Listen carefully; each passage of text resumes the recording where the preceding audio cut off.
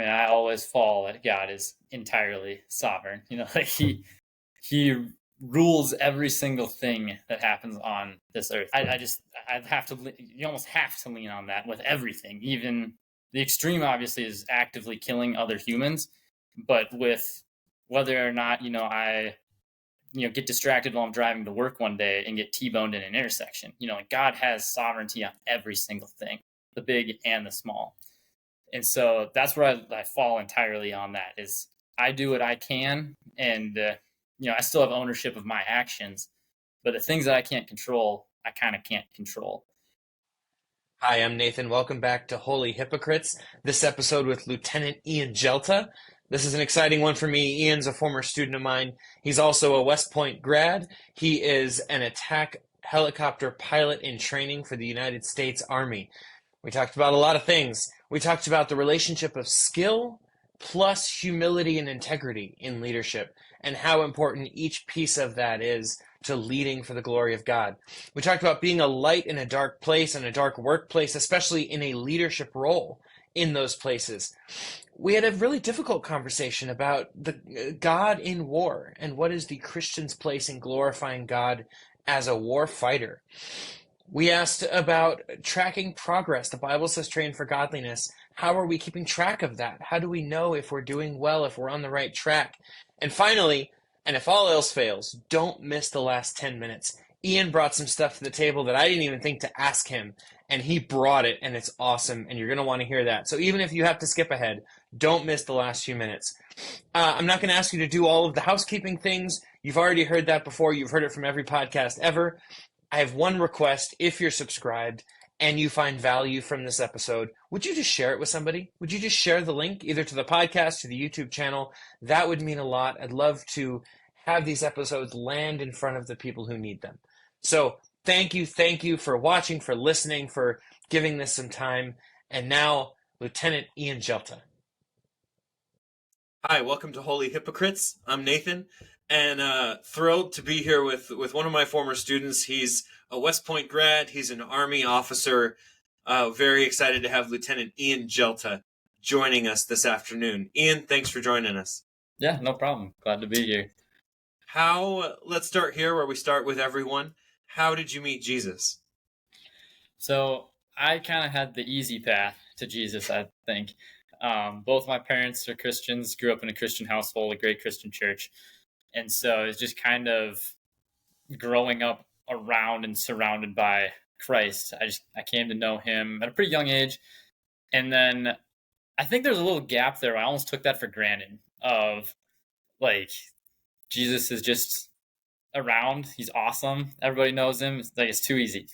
And then you get into like junior high and high school, and you start to realize that's not really the case. So I kind of claim like got to know Jesus twice. Got to know him initially as like a child, and then got to know him again kind of as an adult in high school as I learned more of like the kind of theology aspects of it and really got to dig into like who God is. So that's kind of like, I guess, more when than really how per se, but the how is kind of just little bits at a time, being surrounded by, like I said, great people, from family, friends, and mainly church as well. That was really big. Yeah, it's funny. I was just talking to somebody else, a mutual friend, who was saying, I feel like people who grew up in church have a longer testimony because we feel the need to like explain the dips and the kind of ebbs and flows, whereas somebody who grew up in another situation just kind of says, I was doing bad, I met Jesus, I'm doing good now. We all end up where we are supposed to be. Give us a little bit of what you're up to. A military officer is a very, very broad title description. So tell us what you can about what you're up to, where God has put you and your family now. Okay, so I have to start with I only barely qualify as a military officer, I kind of think, given the fact that I've been mostly in the Army for 5.5 years and I'm still in school.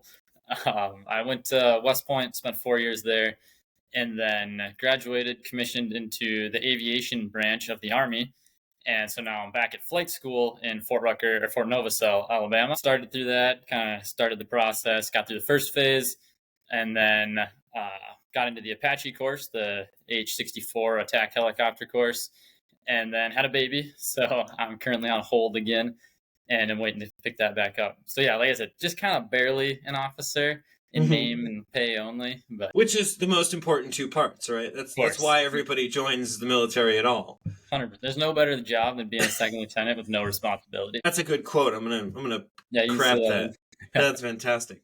So I'd asked you to think about a scripture or a passage that helps you, informs how you're supposed to do your job for God's glory. Where are we headed? So we're heading to Psalm, actually. Okay. And there was a number of different ways I kind of thought or initially started going about this. There's obviously numerous references in the Bible to soldiers and soldiers for Christ and Roman soldiers. The centurion obviously came to mind. But the one that kind of really took my attention when I thought of it was actually David, because he is known as the man after God's own heart, but he's also very clearly a leader in the Bible. So that makes him a leader after God's own heart. And so I thought that was maybe something that I wanted to dig into a little bit. And in Psalm 78, if we start in verse 70, I thought this was something I could really relate to. He says, "He chose David, his servant, and took him from the sheepfolds. From following the nursing ewes, he brought him to shepherd Jacob, his people, Israel, his inheritance. With upright heart, he shepherded them and guided them with his skillful hand." And really, that last verse, verse 72, there is the one that really kind of reached out to me, is with upright heart. And then on top of that, with his skillful hand. There's sort of two different aspects to that. Yeah, so how do you divide those up? What are those two big aspects you're seeing in there? Yeah, so I guess to me, it kind of divides into the secular realm and the skillful hand, and that you need to be competent in your job if you want to actually be a good leader. But then it starts with the character aspect, with an upright heart, a man after God's own heart, as I just said, and all of like his pursuit for godly character. And obviously, as we know, David still stumbles along the way, but he's remembered as the man after God's own heart. And that was something that I think all of us should strive to be known as. And so that's kind of how I divided that, with the upright heart is the character aspect of it. And I think appropriately comes first, followed by the competence and the skillful hand. And you need both, but without character, the other one is basically useless. Yeah, it's pretty incredible knowing where David's story goes, that verse 70, that he chose his servant David. Mm-hmm. So now, where does that fit, do you think, in the broader gospel story? So we're talking about getting saved, training for godliness, working towards Christ-likeness, and eventually, obviously, joining Christ in heaven. Where does this process, both skill and character, fit in the gospel story? Well, I think you've hit the nail on the head when you said the training for godliness. That's like a lifelong journey. You're always training to be better, and that falls under both aspects of skill and character. Where you're not just gonna pick something up and be good at it. As much as I wish that was the case, I've learned flying helicopters. You don't just jump in there and automatically be a great pilot. Bit of a learning curve there. I can And that's imagine. the case with everything. And so there's kind of like that hand where you constantly have to be chipping away. And I think I just kind of just jumped at me here, but like I initially think of that as a personal thing. Like I just need to be good at this, but there's also people around you all the time that are trying to get better at things or stuff like that. And maybe that's where the character ties in as well, as you should be trying to help those people as well. And that's a great opportunity to like give the gospel and preach the gospel to other people around you, or at least set an example for them in, I'm trying to pursue excellence in this one field, but not at the expense of other people, or even kind of like without reference to other people. There's always those people you should be helping as well. And that ties into here at flight school a lot, where we're always studying together and we're always trying to learn together. But at the end of the day, there is still a list of this person was the best and this person just barely scraped by, but you can't let that get ahead of the important part of the character, helping others, and in that process, learning yourself as well. Yeah. So what do you think the author of this psalm would say to a room of officers? Oh boy. I think maybe what I would say is that if you look at how it ends, it doesn't end in worldly success. It doesn't end in being a general. This verse ends in upright heart and a skillful hand guiding the Lord's people. And I think that's really the crux of it. Being a general doesn't matter. Being, the president or whatever, none of that really matters if you aren't of an upright heart and you aren't really shepherding the Lord's people. I also really like that term shepherd. I wrote a paper one time. One of the things I dialed in on was like shepherding and just like taking care of like growth around you as well. And that's something that just kind of jumps out to me as like a key term, is he shepherded them. It's not as easy as just say like, hey, everybody do this and everybody just does that. There's an active guiding of that. And that's something I think spoke to me as well, as the fact that it says he took David from nursing ewes. He was just a small farmer, like a shepherd.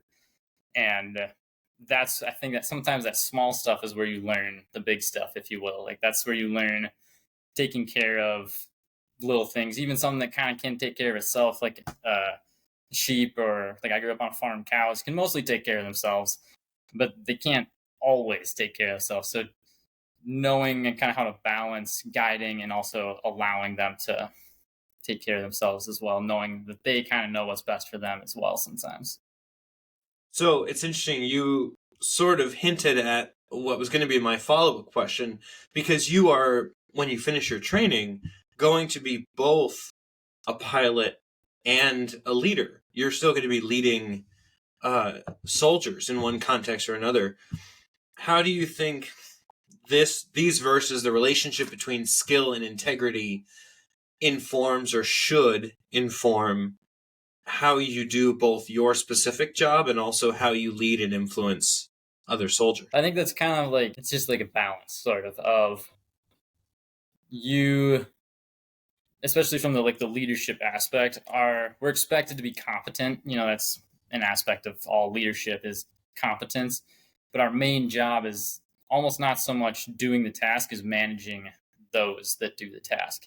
And so balancing wanting to be really hands-on and like I want to do it myself, to understanding the strengths and weaknesses of the people around you and sort of leveraging that to create something that's more than just the sum of its parts. You might have 10 people that are all good at their thing, and if you put them together well, it's worth 50 people. And if you put them together poorly, it might not even be worth 5.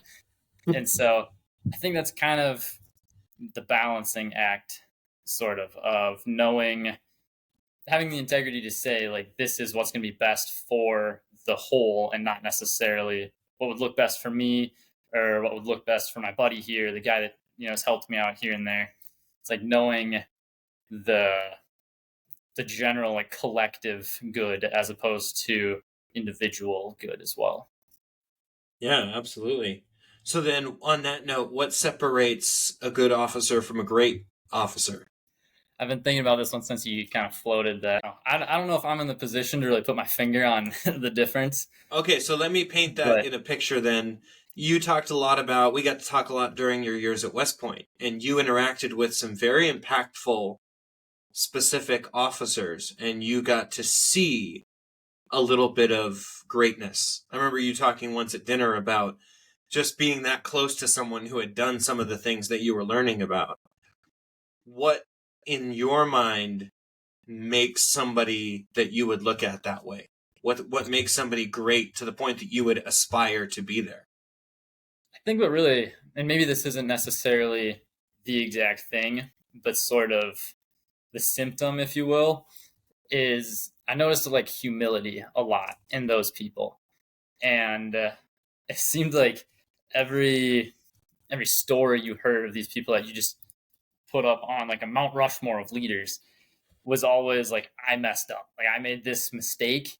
And then all these people around me, or people in the past that helped me like get me to this point, are really who crafted me into overcoming this mistake and taking the action that all of the rest of us just see as like an awesome example of leadership or integrity.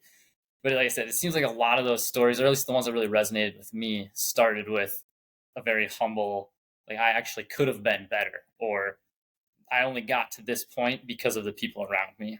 And like I said, that might not exactly be the difference, if you will, but I think it's, like I said, a symptom of the difference is that kind of selflessness, the humility, being willing to take yourself out of it and see the whole picture for what it is. Well, and the temptation for officers is even, I would think, even more so because kind of your name gets put on the paperwork, but all of that is a result of however many enlisted people doing the grunt work for what it's worth. Yeah, So, as a history major, I can say I read a lot of generals and stuff like that, and not a lot of like staff sergeants and sergeant majors making history. But really, we know that below every one of those names was probably 1,000 other names that chipped away at it in their own little way. And for as much credit goes to that one person, it could be spread out among all of those people as well. Yeah, absolutely. So if some humility and integrity sets apart, at least to you in your experience, sets apart good from great, what sets apart good or even great officers from those that add Christianity, that add faith to it? So I think like the right answer there should be nothing, like they should be one and the same, Okay. but obviously that's not always the case. I think sometimes I've seen officers almost try to be prideful in the wrong direction of like they take so much pride in being a Christian that they set aside sort of like the skillful hand aspect of the passage we just read, where they almost feel like because we go down this path, that'll overcome any other shortcomings I might have. And I don't know. I've met some fantastic Christian officers. Well, so I don't want to say that like it's every single one of them, but I've maybe noticed that a little bit, where it's almost like an excuse and not something that you should say with like an add-on. And instead, like I said, some people use it in place of something else. But I don't know if that really answers your question, I guess. But a couple other people that I've interviewed so far have talked about the difference between showing their faith and sharing their faith. And so, like, one of the guys I talked to, a cop who said he notices because he can't always share, usually can't share, but he's in a position where if people find out he's a Christian later, they don't want the person to be surprised. Where they would go, oh, that makes sense. Mm-hmm. And they might even be curious about Jesus because of it. So what kinds of things could an officer do that would make people curious if they found out later, oh, that guy's a Christian? Oh, okay. That's just kind of two ways I could go with this. Like dedication, I think, is one that jumps to mind, in that the people, it's almost like priorities. Obviously, you kind of have to balance different things, but the people that really jump out to me prioritize things beyond the military while still being good soldiers, if that makes sense. And it's not like it's keeping the main thing, sort of. And I guess I don't know if there's a list of specific things that they do, but it's kind of like when they're in one spot, they're in that place. So like at school, you'd have an instructor that when they were teaching a class, they were the instructor. They knew everything they needed to know about that class, and they were good at that. But then when they went to, I was a part of OCF there. When they'd go to an OCF meeting, they weren't that instructor anymore. They were like a Christian mentor for the most part. This is kind of where they all fell, and they were that person. And you could come to them, talk about them. They'd be really knowledgeable in that. And then some of them would be like TAC officers, or the people we'd talk to about military growth and like growing as a leader or as a soldier. And they would be like that expert. And so I think prioritizing, like kind of knowing where you need to be an expert and then prioritizing those things correctly. And I guess that would kind of be like what would set those people apart for me. Would be they just, and genuine is an important piece of that too, that they're not putting on a show. 1 Corinthians, I always think of 1 Corinthians 10. Whatever you do, whether you eat or drink, do it all to the glory of God. How can you fly helicopters to the glory of God? So that's one I've thought about a lot since you kind of asked me to do this. And I think it's hard. I don't. I know I said this when you asked me. I was like, I don't know if I'm necessarily the best person to talk about this because I don't feel like I do it all the time. But the one thing I kind of leaned on in talking to my wife, like talking to some friends I had, was I think God kind of gave me a gift of peace and patience and just being calm in the storm, sort of. And when you're really sucking at flying a helicopter, it feels a lot closer to a storm than you might guess. um, and so I think just being calm and like having that peace from like the spiritual peace of like, even if I really suck today, it doesn't matter in the grand scheme of things. Like there's always tomorrow, and God hasn't got me this far just to leave me stranded here. But also, like, even if I completely fail out of everything here and just go back to living on a farm, like, it's still okay as long as I'm, like, living for Christ, as long as I'm a Christian. And I think kind of having that perspective helps. And like I said, I lean on the fact that I think God has given me that kind of peace as a gift and as a strength. So I think maybe kind of what I would be getting at broad term would be leaning on like the strengths that God gives people. I think that's how you live for Christ in a day-to-day basis, is you find like, this is what he blessed me with. This is what I can kind of give to other people, and leaning on that and leaning into that. And like an example of that is my stick buddy that I had, that we did all the class together. We flew together all the time. She was the poor soul stuck in the back of the helicopter when I was learning how to fly it. She was kind of a stress ball. She was just very stressful about a lot of things. And I think God paired us together on purpose. It wasn't an accident that I'm a very like calm, and if it happens, it happens, and we'll just figure it out person. And she was much more stressful. Like, we need to be planning this and doing that. Because I also kind of fall on the wrong end of that spectrum. I don't always plan the best. It's kind of like, it'll happen, And so I think that'd be my like example of how you can do little things for Christ, as you lean into the strengths that he gave you, with the knowledge that he doesn't put you in some place and just leave you completely stranded. He's prepared you for that place, and it might be uncomfortable, but he's gotten you that far for a purpose. So you brought up two words that you've said multiple times already, is humility and integrity. What does that look like lived out? Like real life application, what does that look like? So I think in the community that I'm starting to find myself in, flying the Apache, like, pride is a huge issue. Like, I'll say it's an issue, because it is. And coming from like getting into West Point, there's a lot of people that are prideful of that. Graduating West Point, there's a lot of people that are prideful of that. This might come as a shock to you, but pilots, a lot of times, very prideful. No way. And then you get in the attack community, and it's like, like, a lot of people think they're the best of the best simply because we fly guns, And so I think the humility aspect comes to play there, in like owning your mistakes and realizing that, like, as much as we want to be the best of the best and absolutely like leaning forward, literally just attack all the time. Like, people will literally just say attack out of nowhere. It's kind of take you off guard right away. Really just being the aggressor, you kind of want to brush mistakes to the side and maybe just say, that was a fluke. I don't want to learn from that. I think owning your mistakes is a good way of like kind of creating that humility. And it also creates integrity. If like everybody knows, hey, that guy, if he messes up, like, he's just going to come out and say, like, I really goofed up there, and make things right immediately. It's not we have to coax it out of him, or we just know that this guy like might get you killed because he's too prideful to learn from his own mistakes. And so I think kind of owning your mistakes and being open about that really helps grow in both integrity and humility, especially like I said, the community I'm starting to find myself in. Yeah, and in that more aggressive end of the community, how does one go about being a light in the darkness there, especially surrounded in many of those communities?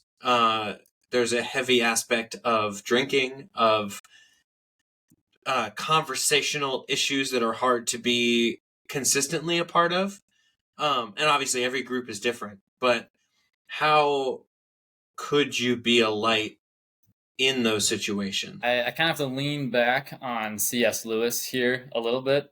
And in Mere Christianity, he talks about like the human machine, and how if you live a godly life, like that essentially becomes what's best for you. I don't want to give like a prosperity gospel kind of thing here, but if you live a godly life, God knows what's best for you and he will take care of you. And I think in that kind of situation, you see that a lot where people that are like drinking a lot know it's like damaging to self, but it kind of makes you feel good, and if you are like cussing and swearing, it like helps burn some steam off. You see that a lot in the military.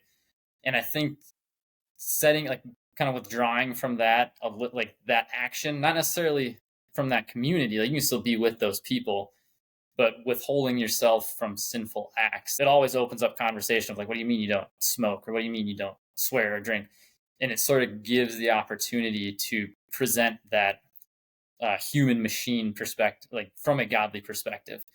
And it's not just we run ourselves hard into the ground because we're all we have to live for, and you get one life and that's it. And you see that a lot if within like a really hard run group of people that is the military. It's just burn yourself out, do whatever it takes to keep going, and then at the end you're at the end.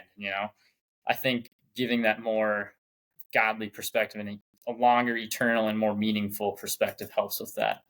And like I said, just withholding from those sinful acts helps to like present those opportunities.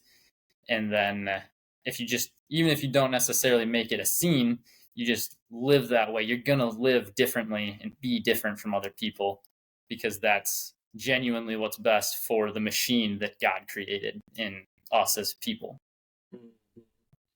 Where do you find balance in the way of, you've got a young family, you've got obligations there.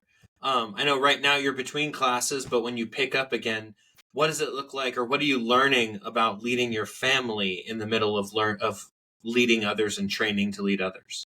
Yeah, I think here I kind of have to go back to the prioritizing and being home when you're home and being at work when you're at work, being the managing officer when that's what's needed, and being the lead gun pilot when that's what's needed. And just being present wherever you are.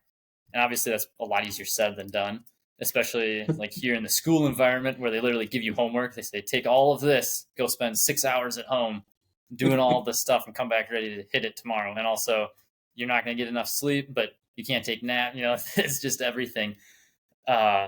Just being able to work when you need to work, be now like a husband and a dad when I need to be a husband and a dad, and just knowing, kind of having the self-realization of like, this is what is needed of me at this moment, and I need to be here for that. And I think understanding a little bit as well that like some things are going to slip here and there, but like God still takes care of you. He knows every little thing about you and what you're going through, and he's not going to let you get, as long as you lean on him, he's not going to let you get to the point of like burning out or making serious mistakes. Like I said, as long as you're leaning on him as well. Because I know a lot of times here I fall behind in reading my Bible and stuff like that. And you realize how much strength you actually draw from leaning on God and how much he really fills you with the Holy Spirit a lot of times. Yeah. So let me ask you a question, and it's to phrase this correctly. Feel free to say what you think, and then we can always cut it. Okay. Because it's something from what you said that I know people would be curious about, and I want to get your opinion, but I don't want you to be uncomfortable with it. Okay. Because you talked about being not only in the military, but an officer, not only an officer, but a pilot, not only a pilot, but in this attack corner of pilots. What would you say about, now I'm going to take the far end of this, okay? Okay. Don't hear what I'm not saying. Jesus said, go in the world and make disciples, and you are someday going to go into the world and make corpses. What is the God in that? So that was one that I figured was going to come up. I thought about looking at what everybody else kind of had to say about it, and I actually didn't. Part of me was hoping it wouldn't come up, I think. But I think at least what I lean on is that there's very clearly like good and evil in the world. And God has no tolerance for evil. He provides a way out of it, and that's the whole gospel, is that we are sinful. All of us are deserving of death, but he's provided a way out of that. Not physical death, but eternal life. But the reason we need that is because he has no wiggle room for sin and evil, and there's always needs to kind of be, it sounds really like, I don't know, like, ooh, I'm the guy that steps forward and shoots evil in the face. I don't want to sound like that. But there is always kind of like the need for that, or you're just going to be overrun by evil. And especially here in like a fallen world, evil, I don't want to say will win. It will win short term. Yeah. Like it is winning at the moment. That's just the fact of the matter. And so from my perspective, and like reading the Bible too, if you look through the Old Testament, there's lots of examples of God coming in and destroying evil. And I like to think that if he can use all of the people of the Old Testament to destroy evil, and even if it's just temporarily make the world a better place, like he can use me for that as well. And obviously there's a whole rabbit hole there of like just war theory, and like what if we're doing that and that, and how do you know that the guy you shot is really the personification of evil? Yeah. And to which I don't know if I really have a strong answer for. Well, and there's But things there's things that even as an officer will be out of your control. mm-hmm. But that's a powerful perspective. I think there's a context to it. Nothing, you and I have talked a lot about black and white. They're not, so few things in life are black and white. And so I appreciate the way you thought about that. Where does that land with trusting the sovereignty of God? Because I've talked to a couple others already who are in very, very difficult work contexts. And those discussions all in one way or another fall back on trusting that God knows and that God is in control, even if it feels like we are not. So where do you fall on the sovereignty of God in those situations? I mean, I always fall that God is entirely sovereign.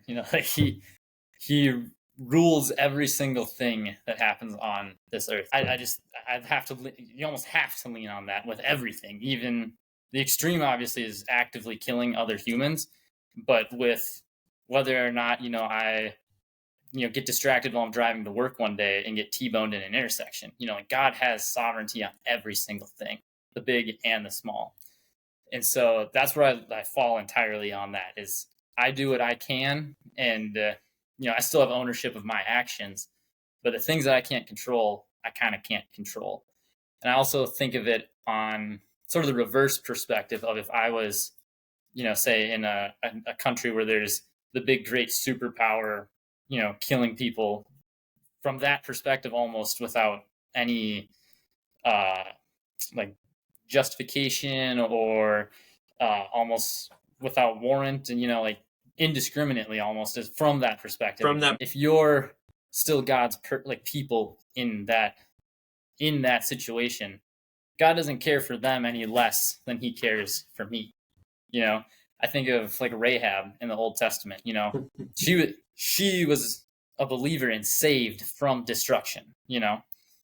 And so if you turn the tables on that as well, God still cares for his people in those situations as much as he cares for me shooting a hellfire from an Apache on the other end of it.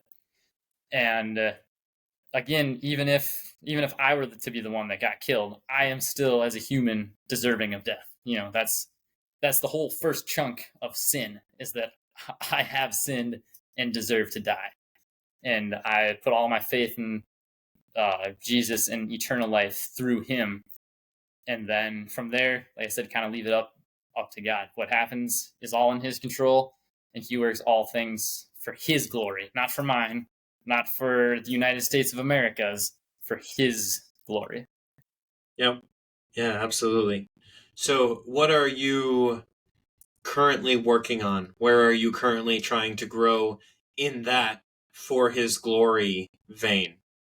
What areas of your life would you like to move more aggressively towards his glory? So right now, the big one has been being a dad for his glory. I obviously wasn't super surprised by that. You get a couple of months to think about it at least. Yeah. But it changes a lot when they're actually here, it turns out. And so I've thought a lot about that and how do I be a good dad that's gone a lot. Like I think of like my dad was around, I would say all the time. Like he lived with us. He obviously got work calls sometimes, but he was there, present, a good father figure all the time. And I might not have the benefit of being that for my son. And so like that's something I've thought about. And then even there, it's kind of like if I was around all the time, being the best father I could be, that's still going to fall short of the perfect father. So that's kind of where I've been trying to grow is sort of learning how to be a good father, but more so learning how to represent the perfect father in, Jesus Christ, our Lord and Savior. And so how do I live a life that points to him and not live a life of me just trying to like looking down, and how do I live a life that represents looking up and sort of like bringing people with you as opposed to like, I think this is it. And, a really down folks view. That's kind of the best way I can describe it is looking up versus looking down. Yeah, for sure. So how do you do that? Oh boy. Here's where I'm not the person to be answering questions. I'm trying to read some books, and yeah, I think this one's probably the best one. I just can't tell it's a Bible, but that's a Bible. That's the best one to start with. Yeah. Just look. I guess maybe a more useful answer is thinking about all of the things that like my dad did for me that I thought were like critical in my life, and looking at other people I know. Like, I've got some good friends I can talk to about this kind of stuff and like what their dads did for them that was pivotal in their life, and even some non-Christian friends that I see what their dads did for them that was pivotal, but maybe not in a godly direction, and sort of kind of getting both left and right boundaries as opposed to just like this is what I'm striving for and not watching out for anything else. So I guess that's probably the most useful answer for like what I've done, like kind of how I'm trying to grow that is thinking about what worked for me and what I've seen potentially not work for other people, and sort of hopefully crafting a bit of a game plan before he starts walking around and really causing trouble. uh I want to go back a little bit to something because it kind of has become an umbrella for a lot of the other things you said from the verse that we started with. But the relationship between skill and integrity, character, between your piloting and your leading and your parenting and husbanding and all the other things that you are actively juggling. How are you measuring, tracking progress? How do you know if you're doing well or not? Obviously with flying you'll get some measurements, you'll get some feedback. But in some of those other areas, how are you keeping track or how are you keeping yourself accountable? Yeah. So the flying one, yeah, that's the easy because your IPs just give you a big old unsat if you had a bad day. So I'm not too worried about that one. Man, I don't even know. I honestly hadn't really even considered like how do I keep track of growth of being like a good dad or being a good Christian. I just kind of try and keep chipping away, I guess. Well, so many of those things I have taken to, and this is not the right answer. This is the probably the far extreme of trying to record as much of time as possible. And so much of that is how many of my days off did I actually spend with family, or how many days did I get home when you didn't have homework, that you flip the TV on, shut down. Yeah. I actually just wrote that down. How do you measure progress as a dad and a Christian and a husband, and like I said, a leader? It falls into that. Like I said, the piloting one, that's the easy one. Yeah. You get graded all the time in that. But and there was a preacher, and I'm forgetting his name. If I find it, I'll text you the link. But there's a preacher who I heard speaking to David, your example of David, who said David had his counsel, and he had Jonathan, who loved his soul, and he had the commander of his army who fought his battles, and he had the prophet who spoke truth into his life. He said every man needs someone to love his soul, someone to lead, to fight his battles, and someone to speak truth into his life. And I've definitely found some years in my life where one of those seats was empty. I was lagging in those areas. Yeah.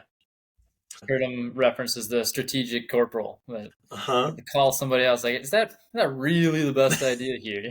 Yeah. Yeah, absolutely. So I'd like to ask if there's anything you would recommend for other Christian professionals that is helping you, again, do your job to the glory of God, lead your family to the glory of God, whether book, movie, podcast, TV show, sermon series, that we can pass on to anybody else that's listening. I think maybe even more than a book or a movie or anything like that, what I've found specifically in like the military aspect of things is like a mentor, like a good Christian leader mentor. And I know the Army has some programs on like finding mentors and stuff like that, but I think finding somebody that you maybe relate to more or like can look up to that isn't Army selected for you, it's like, this is somebody that I've really been drawn to, and developing sort of a mentorship relationship with them. And for me, it's been a couple of different people like throughout the couple of years now. Like, it hasn't even been that long, but even like when I thought about joining the military beforehand, like I talked to you about that stuff. And at school, there's a number of different people I could talk to. And like our OCF small group leaders are my buddy that lived with us here for nearly a year and a half.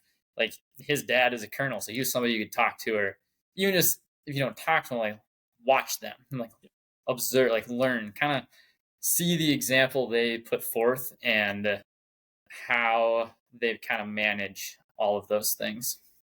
And so I realize it's kind of a cop out on your answer. No, it's a good call.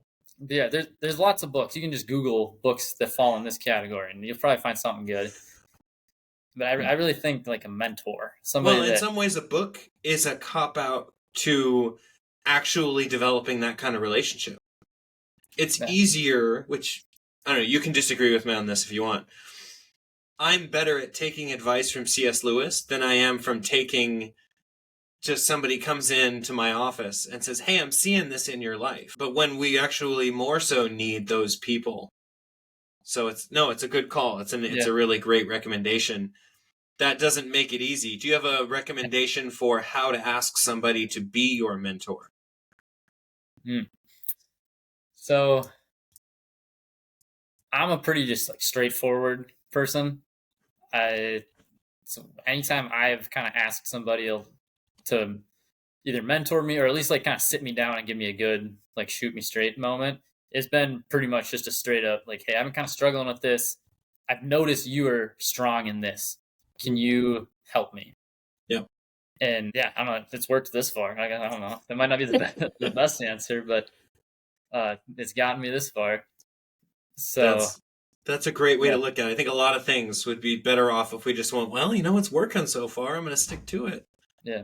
The only, like I guess thinking about that, the only points I'd bring up are like identify what you stink at and what they're good at, and just point those out. Like, hey, I'm struggling with this. You're good at it. How? Help me. Yeah, I think that'd be. Do you Just make it you easy. get some of those interactions with your classmates? I assume that some people are more gifted in certain areas than others. Yeah, for sure. I mean, that's like my stick buddy. Like she's really gifted at like rote memorization, learning like those kind of things, and I guess I'm probably better at, or was probably better at like the extrapolation, kind of like more obscure topic. I don't know if that's a really good way to describe it, but either way, you obviously find people that are better at some things, and that applies to faith as well. There's some people that are better at creating like relationships with people, which also my stick buddy, she is a social butterfly. I'm almost the exact opposite of that. And so like, she could make friends with anybody, and I'm a lot more like reserved in that category. Yeah. And so that's something I learned from her just in the, I don't even know how long we were in common for, like 8 months or whatever it was. It was like how she just goes about making friends. And it turns out, much like asking a mentor, it's pretty straightforward. You just go and be friendly with people. It's crazy. Go figure. Yeah. But yeah, Well, and then applies to other things as well. Like there's some people better at understanding theology than others. Like I get swamped in that real fast. And my grandpa Ralph is one that loves that stuff. I'm sure you and him have talked about some of that. And so he's a good person. He's a good reference to have. Well, is there anything else that comes to mind that I missed or that I didn't, questions you were hoping I would ask that I didn't get to? I wrote down a couple of notes as I was thinking about some Yeah, stuff. what do you here. got? Mostly just so if you asked a few questions, I wouldn't be entirely blindsided. Yeah. Yeah, I guess the one thing that kind of jumped out at me, and the one thing I was thinking about as I was looking for the verse I wanted to kind of dive into for this, was like the Great Commission, and how, because I was thinking about the centurion and how he points out that he has authority, and if he tells somebody to do something, it happens. So God can say, do something, and that'll happen. But the reverse of that's also true. Of the centurion had people above him that would tell him to do something, and it didn't matter what it was, he had to do it. And we're in that like same position where we have God above us, and he straight up told us the Great Commission of go. And it almost is just that easy. Go. Just 2 letters. Just like start something, anything. And I'm terrible about, like, I definitely am falling short in this as well. I'm very, like, I'll very easily tell myself, just think about it a little bit longer, or like read one more book about it, like, but he doesn't say, read a couple books about it, talk to somebody, maybe think about it for a couple days, kick the can down the road. It just is go. Yeah. Go. And now the only thing I nitpick you on there is I would sub out the word easy for simple. Yes. Yeah. There's a lot of things that are simple but not easy. Yes, 100%. I was doing a lot of research getting this whole thing up and running about how to literally do every part of a podcast. And some of the people that come up that have 1 million followers that are like, oh, it's easy. You just do this, this, and this. Like, okay, that's simple. Simple. It's not necessarily easy. Yep. Yeah. And it's the same thing here. Like it is simple to just go, lean into the gifts that God has given you. I know it's floated around for probably a while now of like, he doesn't, he doesn't call the prepared, he prepares the called. Yep. It's that thing. Like he doesn't get you there and just leave you stranded. Yeah. So just go, and like he'll take care of you. And I think that was something I was a little convicted by when I was kind of thinking about and getting ready for this, was that I was thinking about and getting ready for everything and not actually just sitting down and doing it. Yeah. So yeah, I think that's as much for anybody else as it is for just myself as well. Well, and that's such an interesting, when you think about, I think it's 1 Timothy where Paul says, train yourself for godliness. And then he says, command and teach. So he's saying you should be leading. But then right below that, he says, keep training. Yeah. And it's that whole thing of you never arrive. You and I don't think ever feel, okay, I'm ready. We just go. Again, that doesn't make it easy, but it does make it simple. Yeah. Which is best. Simple. I always found simple best. Yep. That's awesome. Anything else in the mind? I don't think so. Well, thank you for the time. I really appreciate it. Bye.